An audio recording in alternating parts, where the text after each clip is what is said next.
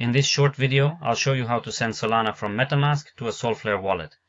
Therefore, first, we need to switch over to the Solana network within the MetaMask wallet. Here, we either choose Solana directly or utilize the search function to locate the Solana network. And so, we have successfully switched to the Solana network. Now we need to send Solana to the Solflare wallet. For that, we need an address. Then, we navigate to the Solflare wallet and proceed to click on Receive. And right here, we're going to copy the Solflare wallet address. Afterwards, we'll head back over to MetaMask. We select Solana, then click on Send, and subsequently paste the Solflare wallet address that we just copied into this field. Now we can either input the specific quantity of Solana we wish to send, or simply click the Max button to transfer the entire available amount.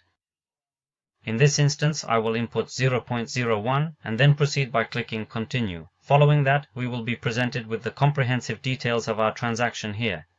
Which wallet we're sending from, who the recipient is, what network is being used, the transaction speed, and the fee for this particular transaction. Then we click Send. As you can see, the Solana was sent successfully. We can now view this transaction. Here we see all the details of our transaction.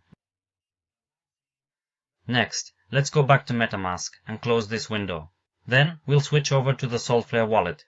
We'll close this window as well, and you can see that we have already received our Solana, which we sent from the MetaMask wallet. That's all there is to it.